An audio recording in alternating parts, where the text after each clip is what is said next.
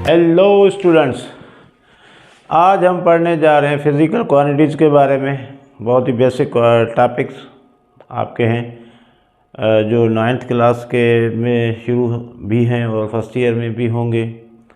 ठीक है जी, तो ये बेसिक टॉपिक है आपका, तो इसको हम कवर करने की कोशिश करते हैं।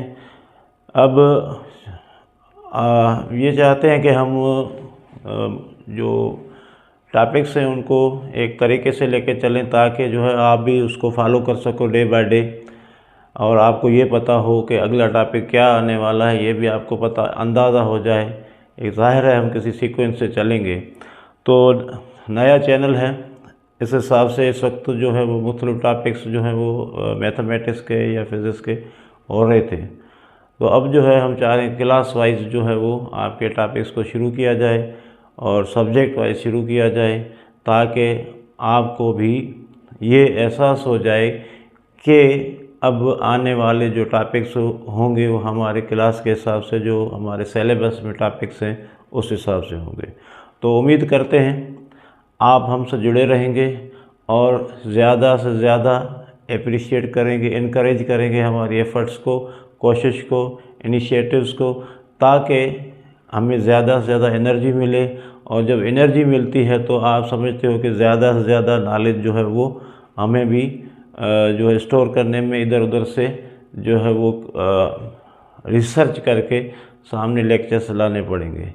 तो उम्मीद करते हैं आप हमारे साथ जुड़ते जाएंगे और अपने दोस्तों के साथ जो है वो ये टॉपिक्स को शेयर करेंगे और इस चैनल को ज़्यादा से ज़्यादा जो है वो शेयर करेंगे, ताकि हम जो है वो ज़्यादा से ज़्यादा नॉलेज को मुख्तलिफ दोस्तों तक, बच्चों तक पहुंचा सकें।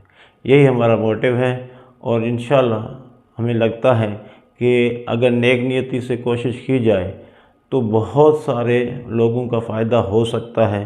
वो उस फ़ायदे में आपका भी कंट्रीब्यूशन हो जाएगा अगर आप जो है वो इस चैनल को ग्रो करने में और इस चैनल को आगे बढ़ाने में जो हमारा साथ देते हैं, क्योंकि ये आपका सिर्फ फ़ायदा नहीं है, सबका फ़ायदा है। तो हम पहले शुरू करते हैं काम अपना आपके फ़िज़िकल क्वांटिटीज़। तो फ़िज़िकल क्वांटिटीज़ जो हैं वो हैं क्या, पहले तो ये जो है वो आप समझने की कोशिश करें, फिर जो है इसकी मुख्तलिफ़ चीज़ों पे हम ध्यान देते हैं। ठीक है, फ़िज़िकल क्वांटिटीज़ किसको कहा जाता है? अब फ़िज़िकल का मतलब ही है, आपने पढ़ा, जैसे हम कहते हैं जो मटीरियलिस्टिक चीज़ें हैं, डेफिनेशन में भी यही फ़िज़िक्स की भाई यहाँ पर जो है नॉन लिविंग ऑर्गेनिज़म या नॉन लिविंग जो मैटर है उसके बारे में पढ़ा जाता है। तो एक्चुअली जो चीज़ें आपको मेजर की जा सकती है, अब इस तरह की क्वांटिटीज़ जिनको फिज़िकली आप मेजर कर सकते हो तो उनको ही हम ज़ाहिर फिज़िकल क्वांटिटीज़ कहेंगे। जो हम प्रैक्टिकली मेजर कर सकते हैं, माप सकते हैं या नाप सकते हैं या तोल सकते हैं, कैलकुलेट कर सकते हैं। तो इस तरह की जो आपकी क्वांटिटीज़ होंगी उनको हम क्या कहेंगे? Physical quantities. ठीक है ना। अब कुछ ऐसी चीज़ें भी हैं जिनको हम वो किसी तराजू में तोल नहीं सकते, किसी कंप्यूटर से कंप्यूट नहीं कर सकते, कैलकुलेटर से कैलकुलेट नहीं कर सकते, या किसी इंस्ट्रूमेंट से या मीटर रॉड से या किलोग्राम से या इस तरह वो आप नाप नहीं सकते। जैसे आपका खुशी है, यानी आपका हैप्पीनेस है, गम है, दुख है, ठीक है ना, तो ये जो चीज़ें हम नाप नहीं सकते। ये आपका फिज़िकली, वैसे आपके महसूस तो करते हैं, महसूस सब करते हैं, यानी दुख जिसको हो रहा है वो भी महसूस करता है और जो सामने किसी को दुखी देखता है वो भी महसूस करता है, मगर उसका कोई आला या इंस्ट्रूमेंट हमारे पास नहीं है कि उसको उस वक्त थर्मामीटर की तरह मुंह में डाल के दिखाएं कि भाई इसका दुख इस वक्त इतने डिग्री सेंटीग्रेड है, या इसका दुख इतने किलोग्राम है, या हम इसका दुख या इसकी खुशी जो है वो इतने मीटर की है, नहीं कह सकते हम। तो ये चीज़ें जो हम जो नहीं नाप सकते वो फिज़िकल क्वांटिटीज़ नहीं हैं। अब न उनके पास कोई, हमारे पास इस तरह का कोई एक्सपीरियंस है, सही है ना। तो अब आप समझ रहे हो कि वो चीज़ें जो फिज़िकली नाप सकते हो, यानी किसी की लंबाई है नाप सकते हो, किसी की ऊंचाई आप नाप सकते हो, किसी का जो क्या कहते हैं मास है, वज़न है, नाप सकते हो।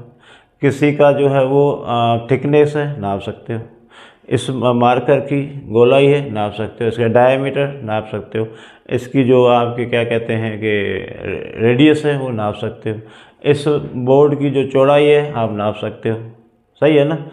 यानी आप कपड़ा है उसको नाप सकते हो, आप सब्ज़ी को तोल सकते हो, आप जो है वो मुख्तलिफ़ चीज़ों को तोल सकते हो। तो ये जो कर सकते हैं हमारे पास उसके लिए कोई न कोई तरीक़ेकार है, कोई न कोई उसके लिए इकाई है, कोई न कोई तरीका है हमारे पास। तो इस तरह की क्वांटिटीज़ को हम क्या कहेंगे, फिज़िकल क्वांटिटी।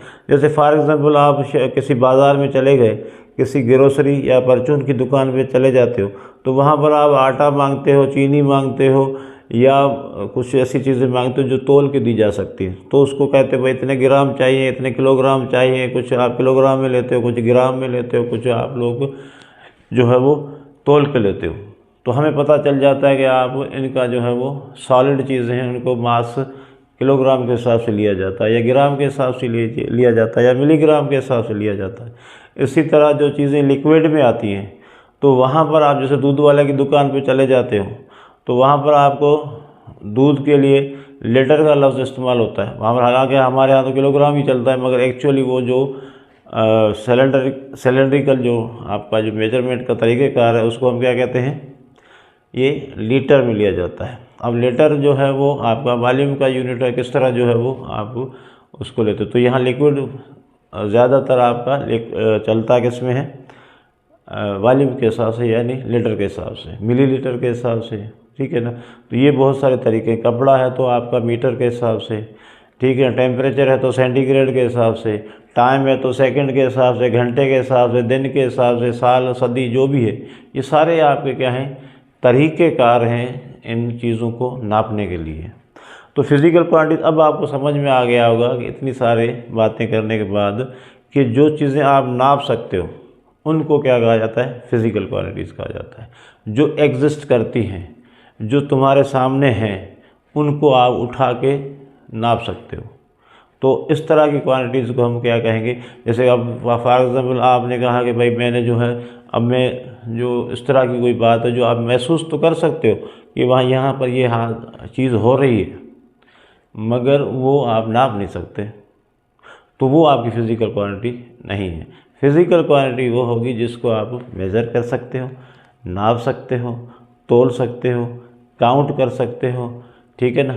यानी किसी भी इंस्ट्रूमेंट के साथ, किसी दूसरे तरीक़ेकार के साथ, वो सारा जो है वो आपकी फ़िज़िकल क्वांटिटीज़ है। अब फ़िज़िकल क्वांटिटीज़ जो हैं वो दो किस्म की होती है। पहले जो दो आपके मेन कैटेगरीज़ हैं, इसको हम ज़्यादा भी आगे ले जाएंगे, मगर इस वक्त आप देखें दो क्वांटिटीज़ होती हैं। एक होती है आपकी फंडामेंटल,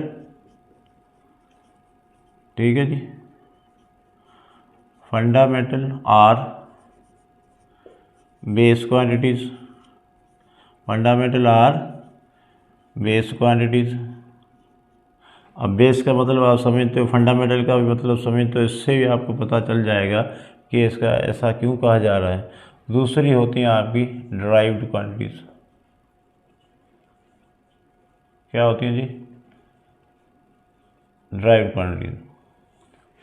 तो अब फंडामेंटल क्वांटिटीज़ किन को कहा जाता है। अब फंडामेंटल क्वांटिटीज़ जो हैं वो एक्चुअली इस तरह की क्वांटिटीज़ हैं जो बिल्कुल ही इंडिपेंडेंट हैं। इनको नापने के लिए, इनको मेजर करने के लिए, इनके बारे में कुछ एक्सप्रेस करने के लिए किसी और क्वांटिटी की ज़रूरत नहीं पड़ती। यानी जब इनके बारे में बात की जाती है, कोई भी पढ़ा लिखा या अनपढ़ या जो भी समझे, जो भी बंदा बात करता है तो उसकी बात समझ जाते समझ। यानी इनको एक्सप्रेस करने के लिए, इनको किसी को बताने के लिए हमें किसी और क्वांटिटी की ज़रूरत नहीं पड़ती। यानी ये बुनियादी हैं, बेसिक है बहुत, जो हर जगह समझी जा सकती है। हर बंदा हर मुल्क में जहाँ कहीं भी हो, जो भी लैंग्वेज है उसमें ये आपको समझ में आ जाती है। फॉर एग्ज़ाम्पल हम कहते हैं आपसे कि भाई हमें किसी दुकानदार के पास जाओ, जो फिज़िक्स तो नहीं पढ़ी उसने कोई साइंस फॉर एग्ज़ाम्पल नहीं पढ़ी है। हालांकि आजकल तो बड़े ही ग्रेजुएट बैठे हैं दुकानदारों पे, मगर मैं अगर आप समझें कि किसी भी जगह जाओ तो उसको कहो कि 5 किलोग्राम चीनी चाहिए, तो वो समझ जाता है कि ये चीनी 5 किलोग्राम कैसे तोली जा सकती है, क्या तरीक़ेकार है। यानी अब उसने कोई इधर हिसाब किताब नहीं लगाना, उधर उधर जाके कैलकुलेट, ये चीज़ कैलकुलेट करो, ये करो ये करो, फिर जाके 5 किलोग्राम बनेगा, ऐसा कुछ भी नहीं। वो सीधा उसको बोलो, वो 5 किलोग्राम चीनी आपको तोल के दे देगा। सही है जी। इसी तरह अगर हम किसी से कहें कि भाई इस वक्त कितने सेकंड में ये काम हुआ है, कितने मिनट में ये काम हुआ है, सही है ना, तो या कितना टाइम लगा है इस काम को पूरा करने में, तो वो कहेगा मुझे आधा घंटा लगा है, 2 घंटे लगे हैं, 5 मिनट लगे हैं, 5 सेकंड लगे हैं। आप समझ जाते हो। अब उसको किसी चीज़ की ज़रूरत नहीं, वो समझ गया भाई कितना ड्यूरेशन इसको लगा है। अब या किसी से पूछें भाई यहाँ पर आपका गर्मी बहुत है, तो गर्मी बहुत है वो आपका एक एक्यूरेट टाइम वो टेम्परेचर तो नहीं हुआ, मगर आप कहेंगे भाई इतने डिग्री सेंटीग्रेड आज जो 40 डिग्री सेंटीग्रेड गर्मी है, या इसको बुखार जो है वो 102 फ़ारेनहाइट है, इसका बुखार नॉर्मल है, तो हम समझ जाते हैं कि भाई ये किसकी बात हो रही है। यानी यहाँ पर इस तरह की जो क्वांटिटीज़ होती हैं उनको बताने में, उनको पढ़ने में, उनको समझने में किसी और क्वांटिटी की ज़रूरत नहीं होती, किसी और क्वांटिटी की ज़रूरत नहीं, वो डायरेक्ट आपको समझ में आ जाती है, जिसको हम कहते हैं इंडिपेंडेंट है, किसी और सहारे की उनको ज़रूरत नहीं है। तो इस तरह की क्वांटिटीज़ को हम क्या कहेंगे, फंडामेंटल क्वांटिटीज़ या बेस क्वांटिटीज़। ये आपकी आज तक की फ़िज़िक्स में कितनी हैं, 7 ऐसी क्वांटिटीज़ हैं जिनको फंडामेंटल क्वांटिटीज़ कहा जाता है। जिनका जिक्र अभी मैंने किया था वो आपका जैसे हो गया लेंथ, ठीक है। देयर आर 7 जो है फंडामेंटल क्वांटिटीज़ हैं। आपका पहला लेंथ हो गया, ठीक है जी। दूसरा आपका मास हो गया, ठीक है। टाइम हो गया, ठीक। टेम्परेचर,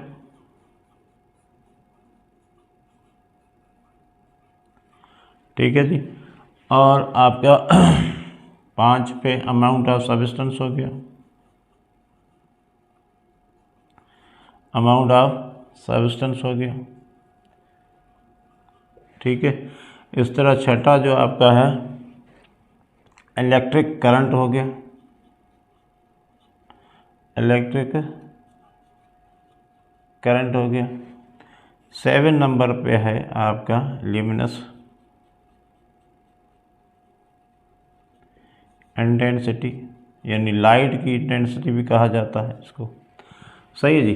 तो ये 7 जो हैं वो इस वक्त तक जदीद दौर तक, जो जिस दौर में हम रह रहे हैं अब तक आपके पास कितनी हैं। हालांकि मुख्तलिफ़ अदवार में मुख्तलिफ़ जो आपके जो टाइम गुजरे उनमें मुख्तलिफ थी, मगर इस वक्त जहाँ अब हम खड़े हैं इस वक्त आपकी 7 क्वांटिटीज़ हैं जिनको बेस क्वांटिटीज़ माना जाता है। वो ऐसा समझा जाता है कि ये फ़िज़िक्स में इस तरह की क्वांटिटीज़ हैं जिनको समझने के लिए किसी और सहारे की ज़रूरत नहीं है, एक किसी और क्वांटिटी की ज़रूरत नहीं है, ये हर एक को समझ में आ जाती है, ठीक है ना जी। टाइम है, अभी मैंने जैसे एग्जांपल दिया, टेम्परेचर है, मास है, लेंथ है, अमाउंट ऑफ सब्सटेंस है, इलेक्ट्रिक करंट है। इनको समझने 5 एम्पियर का करंट है भाई, समझ में आ गया सबको, ठीक है ना। जो भी टेक्निकल बंदे हैं उनको भी समझ में आ गया। आजकल घरों में भी समझ में आ जाता है कि हर बंदे को एम्पियर का पता है, वोल्टेज का पता है, ये सारा, मगर वोल्टेज आपका इसमें नहीं आता, वोल्टेज आपका फंडामेंटल में नहीं आता, मगर करंट जो है वो आपका आता है, ठीक है ना। तो इनके जो है वो एक्चुअली ये आपकी फंडामेंटल क्वांटिटीज़ हैं, ठीक है जी। अब इनके जो है वो यूनिट भी होते हैं, वो भी आप साथ लिख लेते हैं। अब यहाँ पर देखें, ये पहले मैं लिख रहा हूँ, फिर ये बताऊँगा कि ये यूनिट कितना ज़रूरी होता है और क्यों जो है वो ज़रूरी होता है। तो यूनिट इसका क्या होता है, मीटर है। अब ये आपके यूनिट कौन से सिस्टम में है वो भी हम बताएंगे। इस वक्त आप जो है बेसिक आपका है तो इस वक्त वो याद कर लें, बकाया अगले लेक्चर में जो है वो हम बताएंगे कि ये मीटर एक्चुअली कौन से सिस्टम से आता है, क्यों है वो भी आपको बताया जाएगा। ठीक है ना। तो इस वक्त आप सिंपली इनके नाम याद कर लें और इनके ये यूनिट जो अभी लिखे जा रहे हैं ये याद कर लें। ठीक है, ये आपका हो गया किलोग्राम। ठीक है, और ये हो गया आपका टाइम का सेकंड, टेम्परेचर का केल्विन, अमाउंट ऑफ सब्सटेंस का मोल, इलेक्ट्रिक करंट का एम्पेयर, ल्यूमिनस इंटेंसिटी का कैंडल। इनके जो सिंबल आते हैं वो देखें, सिंबल किस तरह आते हैं। एम छोटा, यहाँ पर ये जैसे मैं लिख रहा हूँ ऐसे ही लिखना है, एम बड़ा कभी नहीं लिखना है, एम छोटा ही लिखना है, यानी small ABC kg। Second S छोटा, केल्विन के, मोल MOL लिखा जाता है, ई नहीं लिखा जाता सिंबल में, एम्पेयर A, कैंडेला में आपका CD, क्या आता है CD। ठीक है जी। तो इस वक्त मैं अभी सिंपली आपको बता रहा हूँ कि ये आपकी बेस क्वांटिटीज़ हैं और ये उसके यूनिट अब इस वक्त इस्तेमाल होते हैं। अब इन यूनिट्स के बारे में अभी के जैसे कह रहा हूँ तो मैं एक सिस्टम आगे जो लेक्चर है उसमें मुख्तलिफ जो है सिस्टम पढ़ाए जाएंगे, किस तरह मेजरमेंट क्यों बने या कैसे बने उस पर हम बहस करते हैं। तो आज का बिल्कुल ही बेसिक लेक्चर है, इसमें सिर्फ़ और सिर्फ ये बताया जा रहा है कि फंडामेंटल क्वांटिटीज़ कौन सी हैं और हैं क्या, वो बताया जा रहा है, और ड्राइव्ड क्वांटिटीज़ क्या है ये हम बता रहे हैं सिर्फ।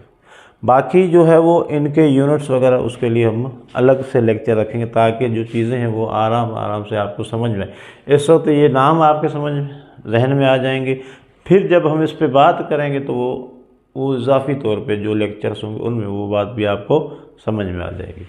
तो यहाँ पर ड्राइव्ड क्वांटिटीज़ का मतलब है कि विच आर दोज क्वांटिटीज़, अब यहाँ पर देखें, दोज क्वांटिटीज़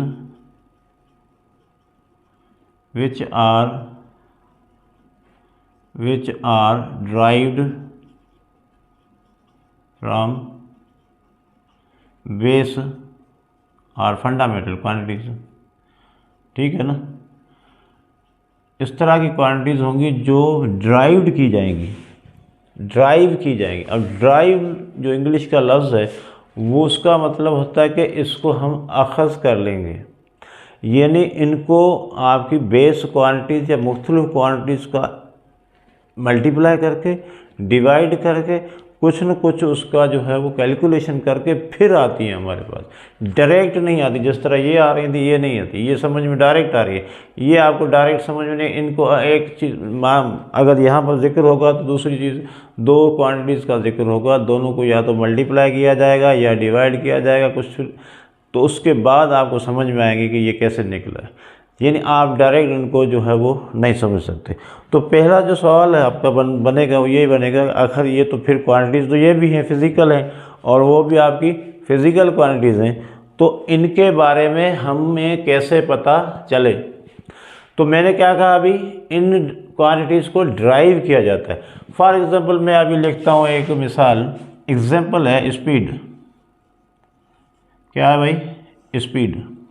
अब स्पीड क्या है आप ही समझते भाई, ये किसी भी चीज़ की तेज़ होना यानी फास्ट या स्लो होने का सब। जैसे आप हम कहते हैं भाई हम फलां बंदे की जो गाड़ी बहुत तेज़ चलती है यार, 1 घंटे में हम फलां से यहाँ से लेकर किसी और एक स्टेशन से लेकर दूसरे स्टेशन तक पहुँच गए, 1 घंटे में पहुँच गए। कोई कहता नहीं यार वो फलां जो है वो तो 50 मिनट में पहुँच जाता, 10 मिनट पहले ही पहुँच जाता है। तो एक्चुअली क्या बात हो रही थी? स्पीड की बात हो रही थी। अब वहाँ पर जिक्र किसका हो रहा है साथ में? यानी दो चीज़ें जिक्र हो रही हैं, एक आपका हो रहा है डिस्टेंस का जिक्र, दूसरा जिक्र किसका हो रहा है? टाइम का जिक्र हो रहा है।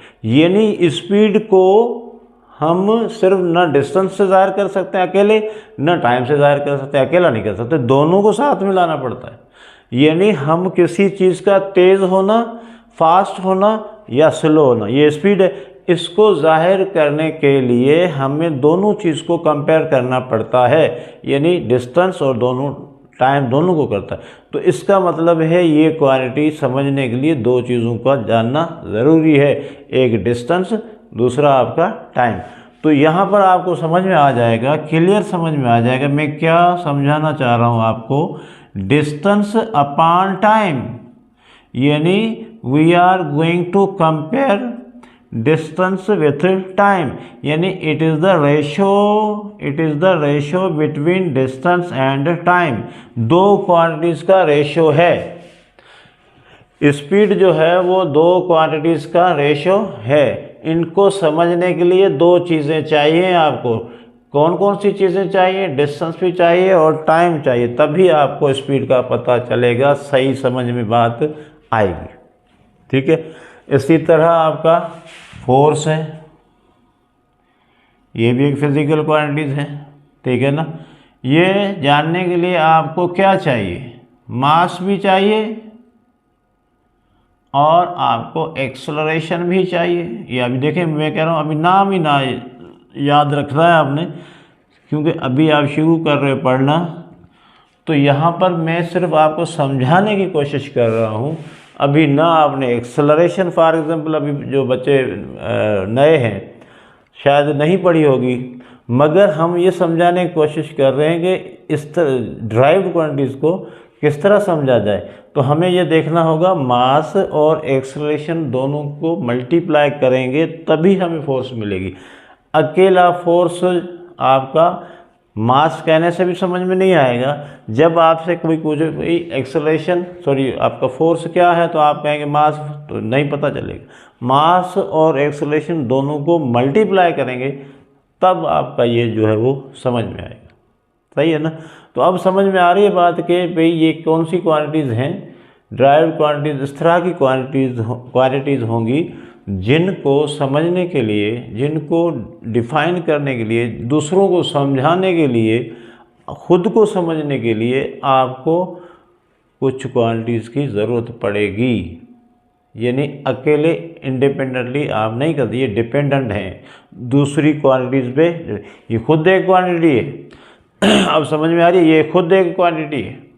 फोर्स खुद एक क्वांटिटी है, मगर ये डिपेंड करती है इनको समझने के लिए, इनका मैग्नीट्यूड निकालने के लिए, इनको वो एक क्वांटिटी है और ये डिपेंड करती है product of mass and acceleration पे। प्रोडक्ट जब मैं बोल रहा हूँ तो इसका मतलब है ये दो चीज़ों को मल्टीप्लाई, दो क्वांटिटीज़ को मल्टीप्लाई करने के बाद आपको हासिल होती है।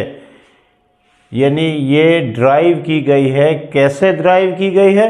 मास और एक्सेलरेशन को मल्टीप्लाई करने के बाद हासिल की गई है।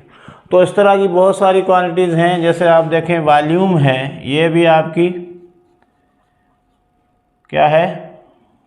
लेंथ, ब्रेड्थ एंड हाइट, तीन चीज़ों को मल्टीप्लाई किया जाता है तब आपको जो है वो वॉल्यूम मिलता है। ठीक है जी। तो ये भी ड्राइव्ड है।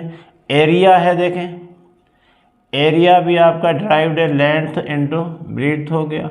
स्पीड भी आपका आ गया, वेलोसिटी हो गया। ये कुछ नाम इसलिए लिख रहा हूँ ताकि आपको जहन में बैठे कि ये आपकी ये डिस्प्लेसमेंट यानी डिस्टेंस अपॉन टाइम।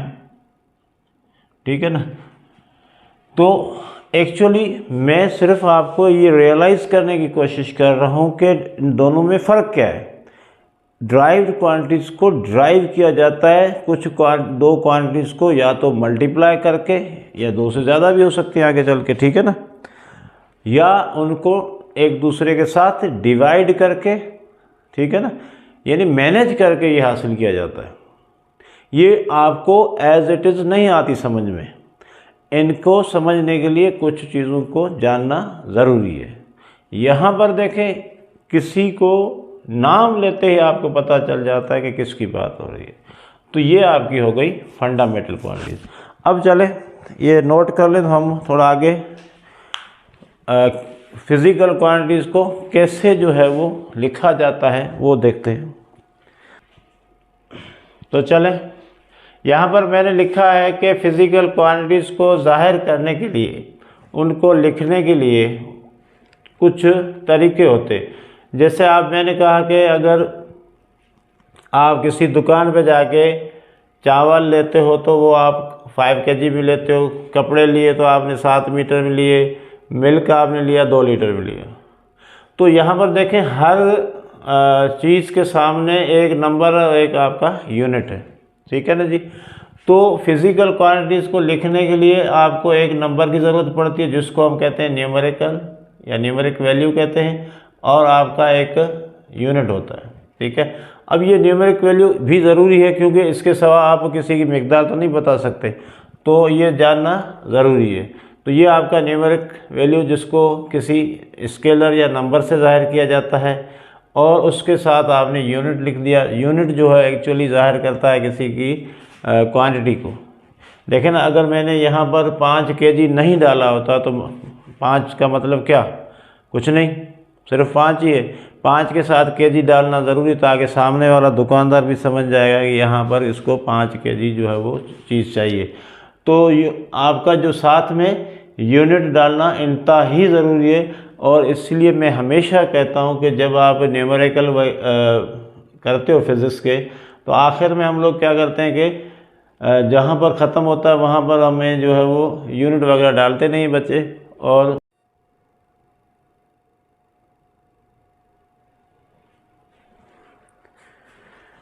तो यहाँ पर आपको बात समझ में आ गई है कि यहाँ पर फिज़िकल क्वांटिटी को लिखने के लिए आपको न्यूमेरिकल वैल्यू या न्यूमेरिक वैल्यू चाहिए और उसके साथ यूनिट चाहिए।